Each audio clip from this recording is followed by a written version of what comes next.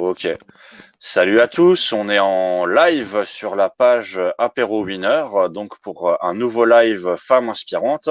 C'est le live numéro 12 et aujourd'hui je suis avec Martine. Alors avant qu'on commence, Martine, comment ça va? Qu'est-ce que tu racontes chez toi?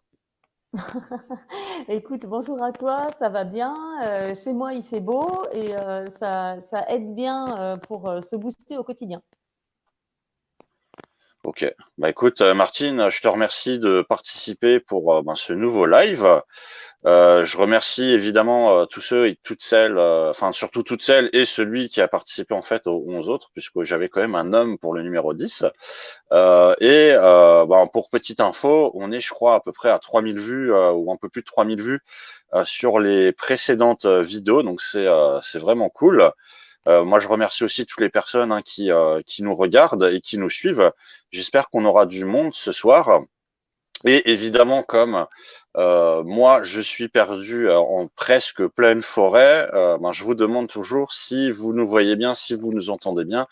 N'hésitez pas à nous mettre des petits messages, hein, puisque ça me permet de voir si il faut qu'on fasse un peu attention. Je vois qu'il y a déjà des gens qui nous rejoignent, donc n'hésitez pas à nous dire si vous nous voyez bien, vous nous entendez bien, puisque moi de là où je suis, j'ai toujours l'impression de bouger au ralenti, mais je sais que les autres, vous me voyez vraiment très très bien.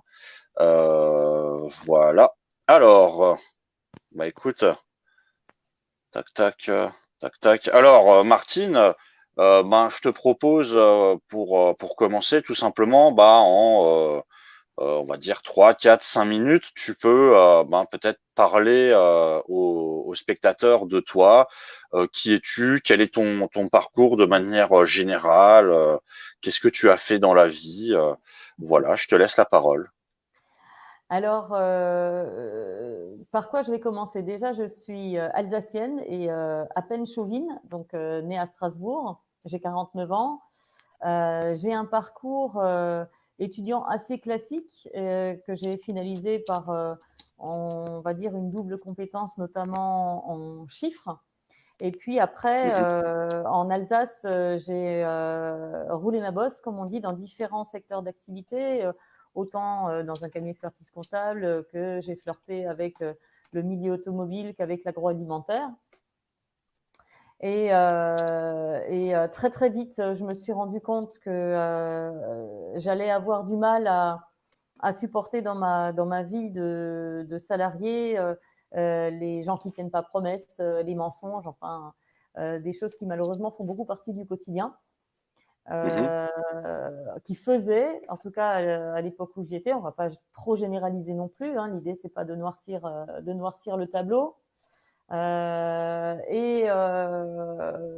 y a une petite dizaine d'années de cela, j'étais un peu arrivée au bout de ce que je pouvais supporter à titre, on va dire, professionnel en termes de comportement déplacé, à la fois macho, à la fois inégalitaire entre les hommes et les femmes, etc.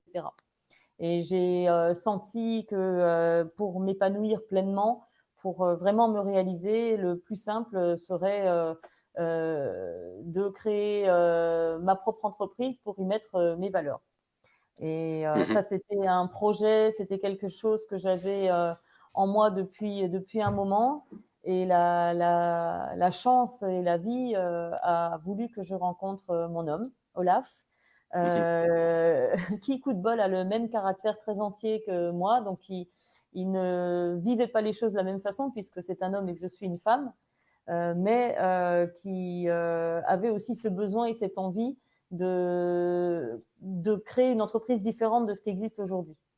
mhm. Et c'est comme ça que Phonétique a vu le jour. Ok, c'est cool. Et je passe le bonjour à ce bon vieux Olaf, s'il nous entend. Non, il J'espère qu'il s'entend va pas. bien lui aussi. Est-ce que Ah, tu vas dommage. bien? Il va venir faire un coucou tout de suite, comme ça tu pourras le saluer. Euh, mais comme j'ai un casque pour optimiser le son, ça sera du langage des signes. Ah, c'est pas grave, je sais très Ouais, bien parler le coucou. voilà, tu sais parler le coucou. Bonjour, oui, je parle le coucou des deux mains, Olaf voilà. aussi. Super. Bah voilà, tout le monde parle le coucou. Donc, salut à toi, Olaf. Et donc, si jamais vous avez des questions à poser, n'hésitez pas à intervenir à n'importe quel moment hein, pour poser vos questions. Et ben, écoute, je te propose tout simplement qu'on rentre peut-être plus dans le détail de ton projet. Donc, t'en as parlé rapidement, mais voilà. Bah, c'est quoi concrètement ce que tu as développé? C'est quoi les valeurs? C'est quoi la philosophie de vie qui tourne autour de tout ça? En fait, je trouve que le terme de philosophie de vie est tout à fait approprié, puisque Mhm, fort de ce que je vous ai raconté tout à l'heure sur ma vie professionnelle, c'est en 2012 qu'on a immatriculé notre entreprise Olaf et moi, et qu'on a créé notre marque de cosmétiques naturels et bio, Phonétique. Alors, à savoir qu'à cette époque-là, sur le marché, il naissait beaucoup d'entreprises et de marques de cosmétiques bio. Personne ne nous attendait.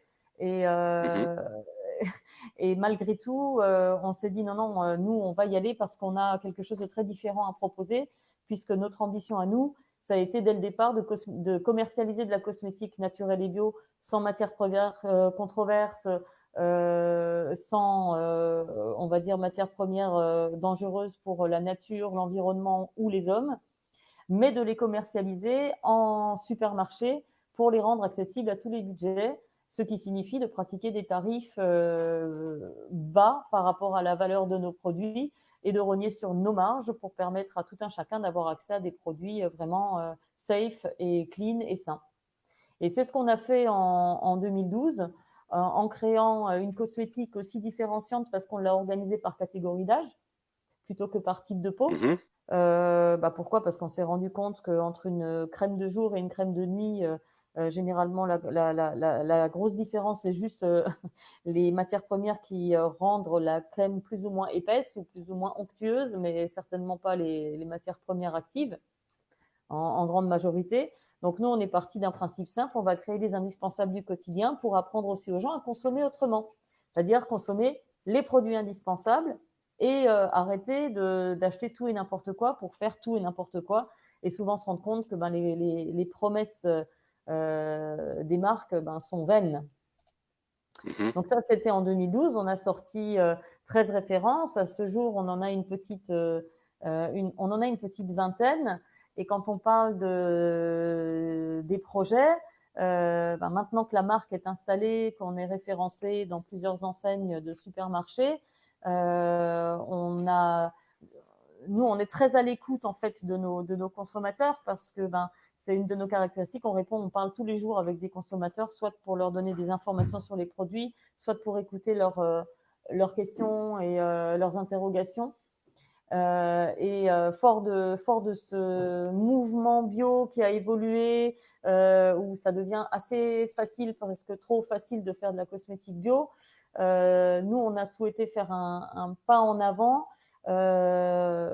pour revenir encore plus fort, mais avec une identité visuelle complètement différenciante. C'est-à-dire qu'on mhm. estime que notre identité visuelle de départ a vécu 7 belles années, et maintenant on veut lui donner un coup de boost pour coller plus aux attentes des consommateurs. Mais quand on a dit ça, en fait, c'est très vite dit, mais pas aussi vite fait.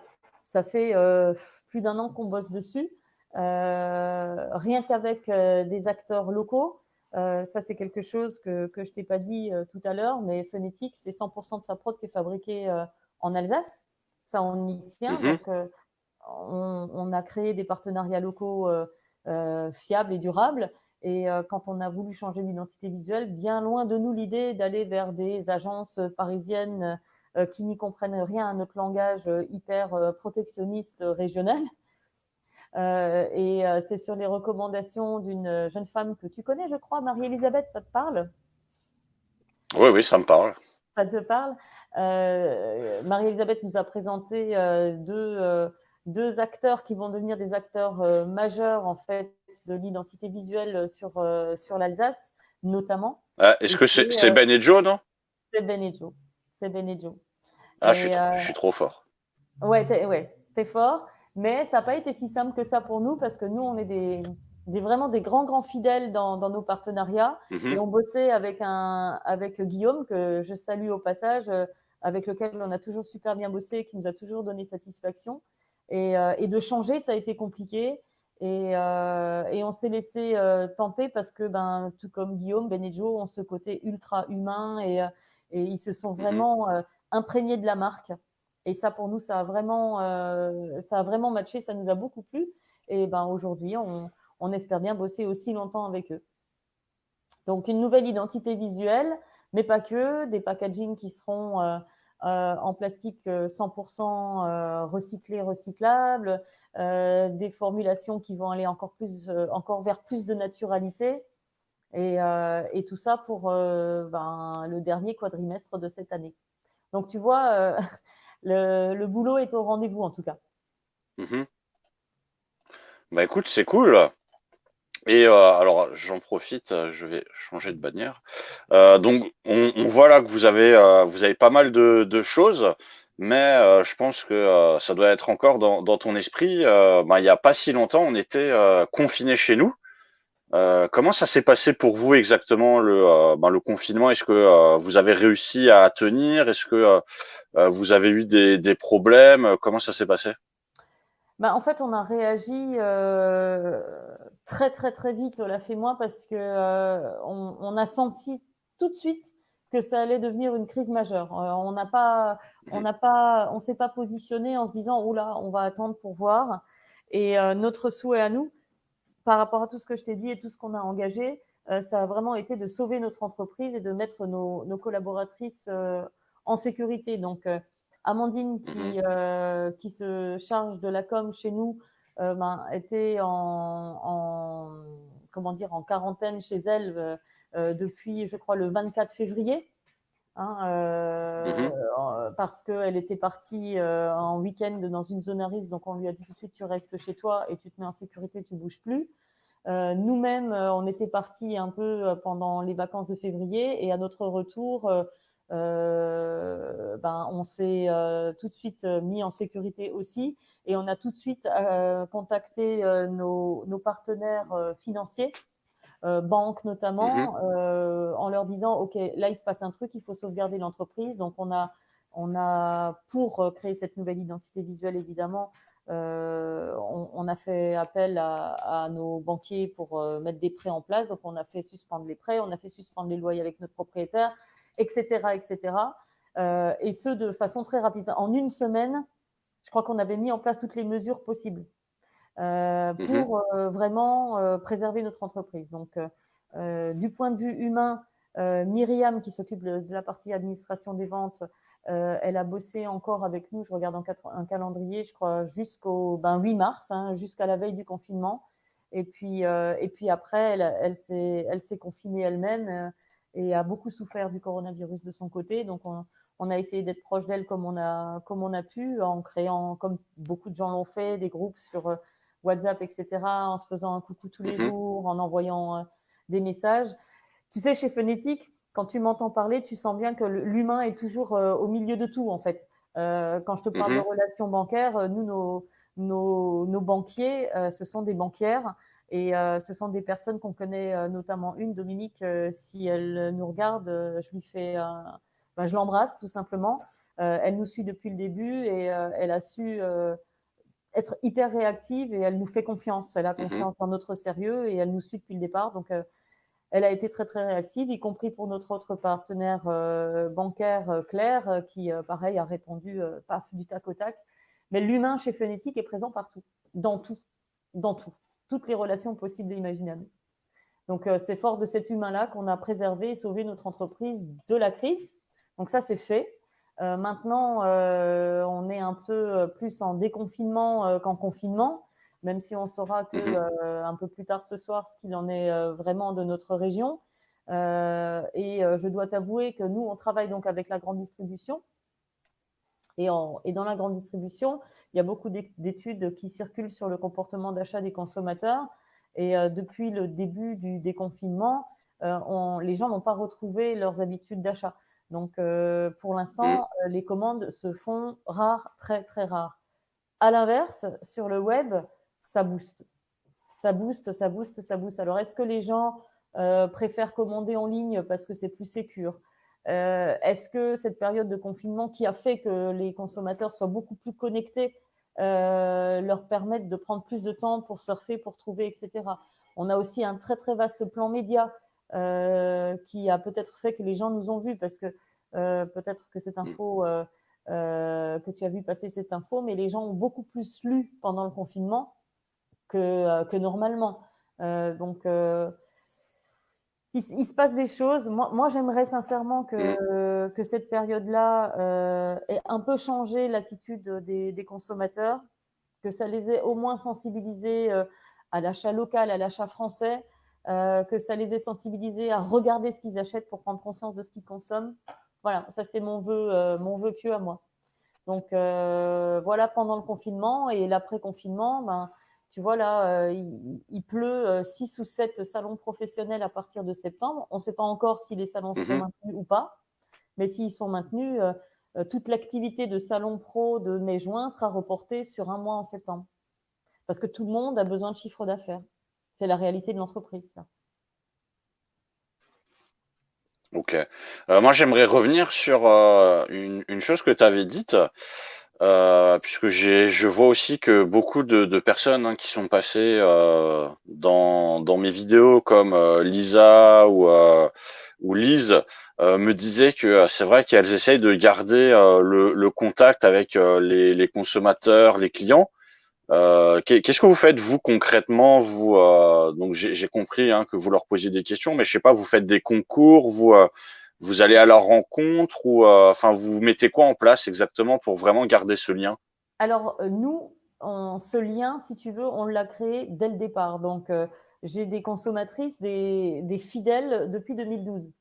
Et pour maintenir ce lien, je vais te répondre de manière assez traditionnelle. Mais il y a les réseaux sociaux, mais bien plus que les réseaux sociaux, nous, on a affiché partout notre ligne fixe. Donc, j'ai des appels quasiment tous les jours de personnes. Tiens, Madame Sandclef qui attend que je la rappelle pour lui parler du Auchan Bouliac dans le 33. Ça fonctionne bien via les réseaux sociaux, mais pas que. L'année dernière, j'ai fait une rencontre hallucinante avec une femme qui est extraordinaire, qui s'appelle Chantal, qui est au Québec et qui a voulu faire un cadeau, c'était il y a 2 ans maintenant, pas l'année dernière, qui a voulu faire un cadeau éthique avec de la cosmétique saine pour sa famille à Noël. On s'est arrangé, on trouve des solutions, on est là, on répond. Et quand on ne sait pas, on est assez malin pour dire je ne sais pas, pour chercher, pour ne pas faire comme ce qu'on reproche aux autres, c'est-à-dire jeter de la poudre aux yeux, toujours dire oui, c'est beau, c'est limpide. Nous, on entre dans la conversation, on entre dans la communication. Notre objectif, c'est vraiment de créer un lien. Et tu crées un lien en créant des conversations qui vont au-delà de « Oh, pardon, vous n'avez pas eu votre commande, je regarde ce qui se passe et je vous dis. » Ça va bien au-delà. Ça va bien au-delà de ça. C'est de l'humain. Par exemple, tu vois, pendant la période de confinement, dans toutes les commandes qui sont parties, j'ai manuscrit un petit mot avec le prénom, prenez bien soin de vous, faites attention. Tu vois, quelque chose qui rend l'expérience consommateur plus humaine. Ok, ouais, c'est cool. Ben, je vois d'ailleurs dans les messages du chat que Marie-Elisabeth dit qu'elle est fan de la première heure de toi. Est-ce que ça veut dire qu'elle te suit depuis 2012? Alors Marie, bah oui, ça veut dire ça. On a rencontré Marie dans un contexte professionnel qui était… C'est génial de le raconter comme ça parce que c'était un contexte professionnel qui était totalement inadapté pour Phonétique. Comme on a flashé pour l'être humain qu'est Marie, ben, on s'est dit ok, on tente. Très vite, on s'est recontacté en se disant de manière très logique, non, c'est pas fait pour Phonétique, c'est pas nous. Et on est resté en contact. On s'est vus, on a mangé ensemble, on a partagé un repas toutes les deux, presque comme deux copines. Et un jour, pas fait comme les autres, tu as notre chère Marie qui met un post sur les réseaux sociaux, je vais créer ma boîte. Et avec Olaf, c'est une aventure que je raconte toujours parce que c'est vrai qu'avec Olaf, on cherchait depuis longtemps quelqu'un pour s'occuper de nos relations presse, mais humainement, on n'avait jamais trouvé la personne qui nous convenait. Et quand Marie s'est lancée, on est assez fiers de pouvoir dire qu'on a été dans ses tout premiers clients. Voilà. Et cette aventure de client, elle dure depuis 2 ans, un peu plus maintenant, enfin depuis qu'elle s'est lancée, je n'ai plus la date en tête. Et quand il y a eu le confinement, tu vois, ça aussi c'est une mesure qu'on a prise nous chez Phonétique. Plutôt que de suspendre notre abonnement aux prestations de Marie, on l'a appelé. Alors Marie d'emblée nous dit non, mais attendez, s'il faut que vous suspendiez, vous suspendez. Et j'ai dit attends, t'as pas bien compris, chez nous c'est Phonétique, t'as besoin de vivre et nous on a besoin de communiquer autrement parce que pendant le confinement il faut communiquer, il faut surtout pas faire l'erreur de se faire absent parce qu'il y a des tas de choses à dire. Et on a bossé super bien ensemble pendant cette période-là et on est là pour elle, elle est là pour nous. Mais cette histoire que je te raconte avec Marie-Elisabeth, elle est très très forte et on a créé ce type de relation avec tous nos partenaires historiques. Bah écoute, c'est cool. En espérant que ça continue d'avoir des bonnes relations avec tout le monde. Tu en as déjà un petit peu parlé, mais au niveau des projets d'avenir, justement, c'est quoi vos projets Donc, tu parlais de salon, mais est-ce que vous avez d'autres choses de prévues, on va dire, dans les 1 an, 2 ans, il y a des choses qui vont émerger? Déjà, il y a l'export qui va prendre sa place aussi chez Phonétique. Et ce qui est chouette, c'est que dans les pays que j'évoquerai pas là, parce que je suis un peu superstitieuse tant que les choses ne sont pas faites. Mais on a 2 pays qui sont dans les starting blocks et tout a été suspendu du fait du coronavirus. Donc, je pense que je pense pas, je suis sûre, l'export va prendre une place un peu plus importante dans la vie de notre entreprise. Et cette histoire qui est pas tout à fait anodine de changement d'identité visuelle, si tu veux, c'est presque comme un relancement de marque, parce que ça va être très différenciant, très très différenciant. Et ça va nous occuper beaucoup, que ce soit en termes de com, que ce soit en termes d'administration des ventes, que ce soit au quotidien pour la partie commerciale qu'on gère, notamment Olaf et moi.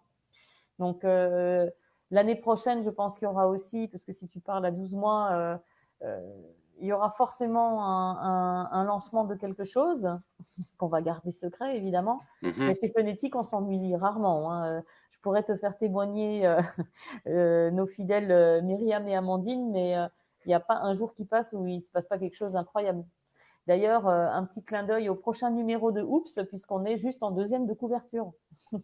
Donc ça, ce sont des choses fantastiques pour nous. Ok, c'est cool. Donc on voit que il y a toujours des projets qui se font malgré tous les problèmes qu'on peut avoir. Moi, j'aimerais bien revenir juste sur une chose, puisque au final, vous êtes 2. Donc il y a Martine et Olaf, mais qui fait quoi exactement dans la Dans le boîte? binôme. Alors, qui fait quoi dans la Ouais, boîte? Alors d'abord, donc Amandine la com, Myriam l'administration des ventes, et tout le reste, c'est nous. La logistique, le ouais. marketing, la communication, l'administration, la gestion, les finances, tout. Ça passe par notamment les audits pour les certifications bio. Ça passe aussi par les achats de matières premières pour les fabrications. Ça passe par tu prends un sujet et tu te dis si c'est pas de la com et si c'est pas de la DV, c'est Martine et Olaf. Donc chacun d'entre Ok. nous a un petit peu, on va dire, je vais dire spécialité entre guillemets, ou plutôt ces domaines qu'il gère plus au quotidien. Mais ça aussi, on a fait de cette force de cette différence, une force, c'est-à-dire que je sais ce qu'Olaf fait et je valide par lecture tous les mails qu'il fait. Il sait ce que je fais et il valide par lecture tout ce que je fais. C'est-à-dire que quand le téléphone sonne, tu peux décrocher, tu peux répondre. Il n'y a pas de domaine d'activité où tu es là à te dire attendez, je vous passe un tel, je vous passe un tel. Et cette hyper réactivité, ça nous a toujours super servi. Ok. Bah écoute, c'est un bon binôme et donc vous fonctionnez comme ça depuis le début sans qu'il y ait jamais eu de problématiques entre vous deux pour savoir qui pouvait ou qui était plus, j'ai envie de dire, expert sur un domaine que l'autre. C'est vraiment, on va dire, une fusion entre vous deux. Ben oui, parce que en fait, quand on a créé Phonétique, si tu veux, dans les mots, on était tout à fait d'accord sur ce qu'on voulait faire et comment on voulait le faire. Mais ça ne nous a pas suffi parce qu'il y a une grande différence entre dire les choses et les écrire. Donc, on a fait l'exercice, Olaf et moi, d'écrire un book de 50 pages sur ce qu'on voulait faire de notre entreprise, comment on voulait qu'elle fonctionne de A à Z, etc., etc. Et de le mettre noir sur blanc, ça nous a permis de nous rendre compte qu'on était effectivement en phase. Après, pour être très honnête, en tant que couple, on a eu affaire à des sombres crétins, notamment dans les aides aux entreprises, qui ne croient pas du tout aux vertus du couple d'entrepreneurs et qui nous ont bloqués sur des aides parce qu'on était en couple. Et ça n'a pas du tout été le cas de nos banques qui, elles, au contraire, ont tout de suite compris que cette espèce de fusion qu'il y a entre Olaf et moi, parce que c'est vrai qu'on est un couple d'entrepreneurs, on vit ensemble, on est tout le temps ensemble, mais ça va même au-delà de ça. On ne pourrait pas s'en passer. On ne pourrait pas s'en passer. Et notre règle de fonctionnement dans le boulot, c'est s'il y en a un des deux qui n'est pas d'accord, on ne fait pas. Tu n'auras jamais, Olaf va jamais essayer de me forcer la main, mais si, tu vas voir, c'est super. Ou moi, on va plutôt se dire, ah tiens, si il ou elle tique, pourquoi? Parce qu'en fait, ce binôme, c'est plus qu'un binôme, cette fusion fonctionne sur la confiance. J'ai jamais eu autant confiance en quelqu'un dans ma vie qu'en Olaf, et j'ose croire que c'est pareil à l'inverse, mais c'est comme ça que ça fonctionne. Donc du coup, quand tu as une totale confiance en l'autre, si l'autre te dit écoute, je sais pas, tout de suite tu dis tiens, c'est qu'il a à l'esprit un aspect que tu as zappé, que tu n'as pas forcément vu. Ok, c'est cool. Alors, c'est sûr, écoute, c'est bien de. Courant, j'en conviens, c'est pas courant, mais ça fait, on est dans la 8e année de vie de Phonétique et Amandine et Myriam pourraient te dire que non, on se crête pas le chignon, on s'embrasse en douce quand elle regarde pas. Vous faites des petits bijoux à la maison. Vous avez vos masques quand même pour vous protéger ou pas? À la maison. Enfin, je veux dire plutôt quand vous êtes au boulot devant les collaborateurs. Olaf et moi, on bosse face à face.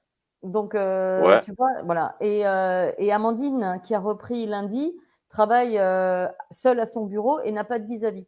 Donc, en fait, on fait gaffe, évidemment, avec les masques le matin, le temps de se dire bonjour, etc.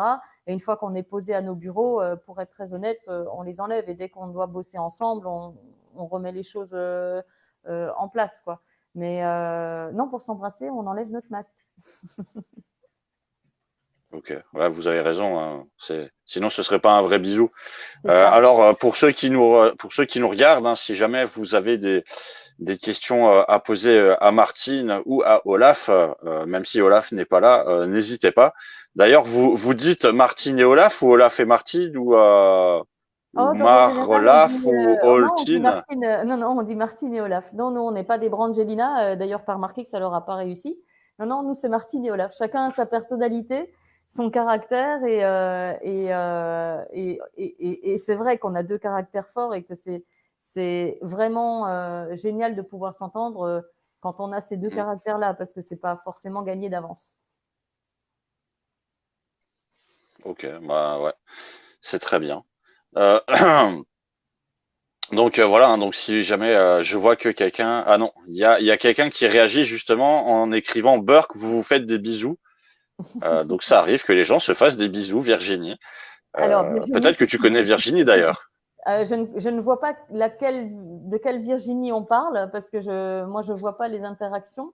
Mais Virginie, si tu dis Burke, c'est parce que tu n'as jamais essayé. Alors, je regarde, je pense que Virginie, vu sa photo de profil, a sans doute dû essayer, mais ça arrive. Bon, si jamais vous avez d'autres questions ou remarques hors des bisous, vous pouvez toujours poser vos questions. Hein, n'hésitez pas. Bon, après, si vous voulez qu'on revienne sur cette histoire de bisous, on peut aussi. Je rappelle que Martine et Olaf ne sont pas les Brangelina, effectivement, Non. Et que vous ne faites pas non plus la page de Paris Match en vous embrassant. Non plus. Non. On est d'ailleurs assez discret sur. Tu l'auras remarqué sur notre vie privée, mais je crois qu'il y a déjà beaucoup à dire sur notre entreprise, qui est quand même assez différente de ce qu'on peut rencontrer au quotidien. Quand tu parles de valeurs, tu m'as questionné tout à l'heure sur quelles sont nos valeurs. Déjà, j'ai évoqué le local, le fait que ce soit fait en local. J'ai évoqué le développement durable, la responsabilité sociale des entreprises. Dès qu'il y a une action à faire, et on ne les met pas tout en évidence parce qu'on les fait parce qu'on est comme ça et non pas parce qu'on veut en faire de la pub comme beaucoup l'ont fait là pendant malheureusement le confinement. Mais pendant très longtemps, toute la logistique de distribution, c'était des travailleurs handicapés. On a dû changer de fusil d'épaule quand l'activité a évolué, mais là, on est en pourparlers pour réintroduire le handicap dans la chaîne de valeur de Phonétique. Tout ce qui peut être fait pour respecter tous les piliers du développement durable et de la responsabilité sociale des entreprises est mis en œuvre. Tout. Et bien souvent, si tu prends la période de confinement, je t'ai dit que dans ma formation, j'avais une formation notamment financière, Olaf aussi. Et du coup, on a passé, je crois, on va pas dire pendant tout le confinement, mais les 3-4 premières semaines, au bas mot, 1 heure à 2 heures par jour, avec des plus petits que nous ou des moins expérimentés que nous pour les aider à mettre en place le chômage partiel, pour les aider à mettre en place des aides, etc. Ça, c'est Phonétique, tu vois.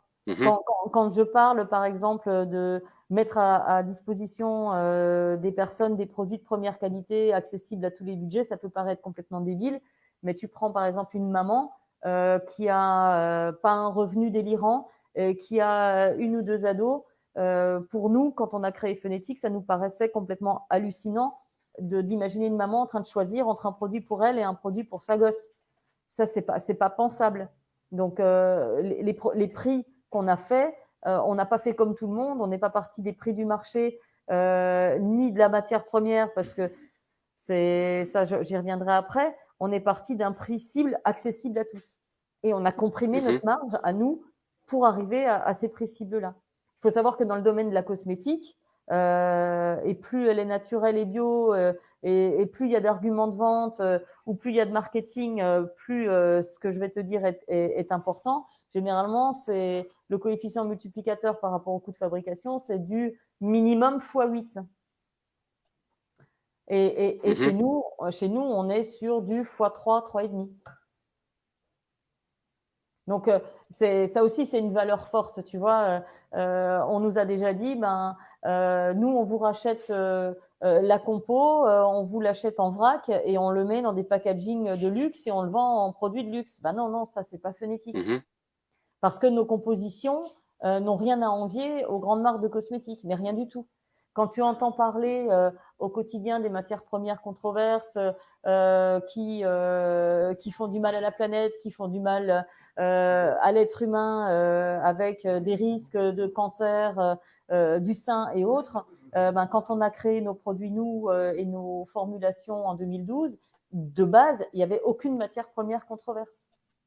Phonétique, c'est une marque qui est Slow Cosmétique. Je ne sais pas si tu connais la Slow Cosmétique, mais on est la seule. Ouais, on est la seule marque Slow Cosmétique présente en supermarché et crois-moi que c'est pas demain la veille qu'il y en aura une autre. Donc les valeurs sont nombreuses, on pourrait en parler longtemps. Tu vois, le cruelty free, ça c'est aussi quelque chose. Parfois, j'en parle un petit peu en balançant un coup de gueule parce que c'est vrai qu'on n'a plus le droit depuis longtemps de dire que les produits ne sont pas testés sur les animaux parce qu'il y a une réglementation qui date de 2008, je dis peut-être une bêtise, qui interdit en fait les tests sur les animaux, 2008 ou 2012 d'ailleurs. Donc, du coup, comme c'est interdit, tu n'as plus le droit de le dire. Mais par contre, nous, on est complètement contre ça puisque tu as plein de grandes marques que ça arrange bien qu'on ne puisse pas dire ce genre de choses. Parce que les produits sont encore testés sur les animaux. Et quand tu prends le côté animal de la chose, moi, je suis passionnée par les animaux depuis que je suis toute petite. Donc, il n'a jamais été envisageable pour nous, quand on a sourcé nos matières premières, de prendre une matière première qui avait été ne serait-ce que testée sur un poisson rouge. Alors, c'est peut-être un petit peu jusqu'au boutiste, mais c'est le cas. Donc, on fait très, très, très attention et on ne déroge pas aux règles qu'on s'est fixées au départ. Donc, tu vois, Phonétique, je pourrais t'en parler pourrais t'en parler très, très, très longuement. Pendant des heures. Pendant des heures. La SPA de Strasbourg, c'est une SPA qu'on soutient énormément. On a déjà fait des choses avec la SPA, on va continuer. Il y a 4 semaines dans l'année où on va reverser 20% de nos ventes en ligne de la semaine à la SPA. Sans en faire grand presse, tu vois, parce que on est sensible à cette cause et que allez, je vais le dire, j'ai énormément de mal avec les gens qui torturent ou qui font du mal aux animaux. Ça, pour moi, c'est insupportable. Mais il en est de même pour les humains. Je pense que beaucoup de personnes ont aussi du mal avec ça. Hein, ne t'inquiète pas. Oh, j'en suis sûre. C'est pas le plaisir de beaucoup de torturer. Hein. Non, c'est certain. Mais malheureusement, regarde Facebook. Tu vois bien sur ton fil d'actu que c'est très fréquent.